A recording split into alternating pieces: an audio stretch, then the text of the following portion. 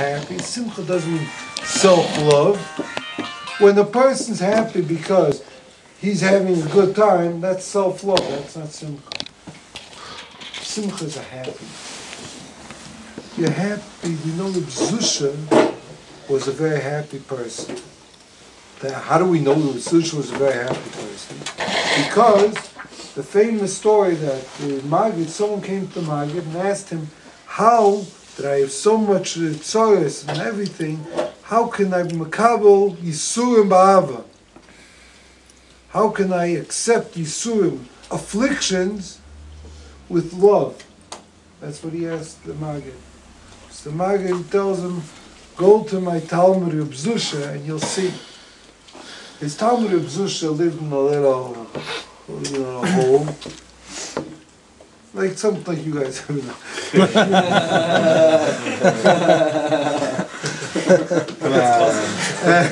Agree. And he had like a big stump, and on that he put a board, and there was a table. 2 little stumps for him and his wife to sit down whenever he was there. You know what I mean? And at night, he'd be up all night and he'd be davening, and his wife would take the stump out and use that and then put some straw and something on top, and that's where she'd sleep, and that would be their bed. And that was his whole furniture. And he was always happy. He was always content. Contempt. He was always happy, everything's fine. So when this person comes to Zusha, and Zusha sees that he's observing him and looking him up and down, trying to figure out what's happening. So he asks him, what are you here for any certain purpose? So he says, yeah, I was sent by the Maggid to learn from you how to serve Hashem with Makabel Yisurim ba'ava. She says, no, that's not what he said. He said you came to the wrong place. He says, came to the wrong place. He says, yeah, I haven't had a more fortunate person in your life than me. Now, let me explain you a little about Zusha. A few stories, and you'll understand what is going on. His brother. Him and his brother. Bucket in jail. No, he's that's the bucket in jail. That was from the foot of us, no? No, that was That's Zusha. That's everyone. Every chassid you can think of had a bucket in jail with the story. But not everyone like. Now they try to emulate what the Zusha did. He started dancing. He's from the Maggid of Zusha's time. It's a lot. Yeah, it was good. They wanted to make it.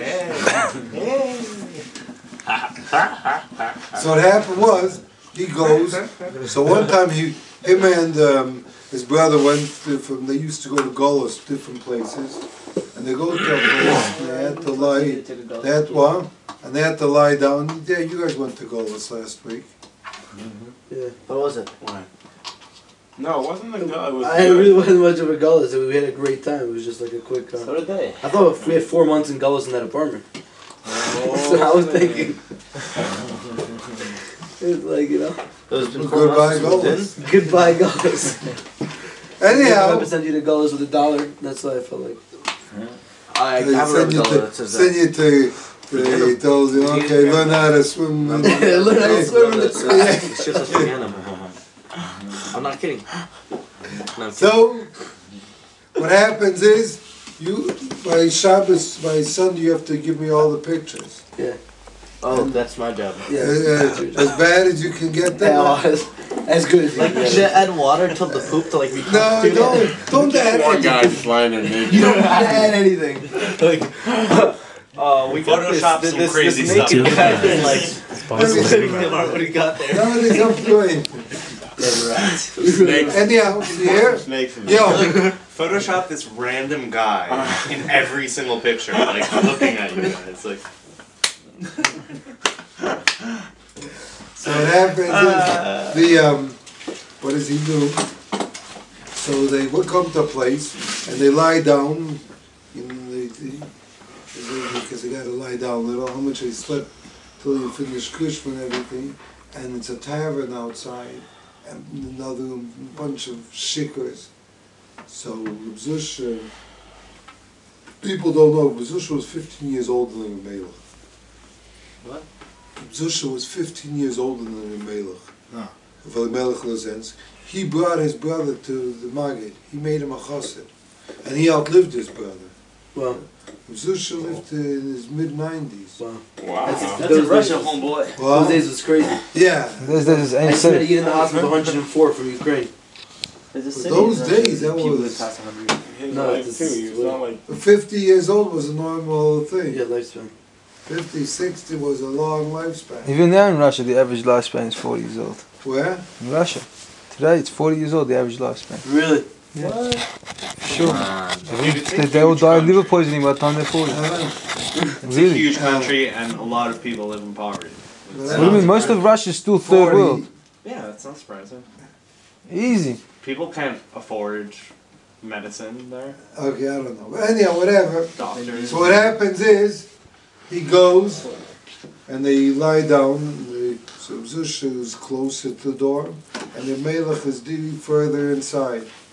So people, they're all drunk, and they say, oh, let's take care of those Jew boys, those rabbis over there. So they come in, and who's the first one over there? The Zushas, they smash him up, and he doesn't even say that he's awake. He makes like he's sleeping, he gets all. Finally, they walk out after a half hour of mamash, giving him lashes and everything.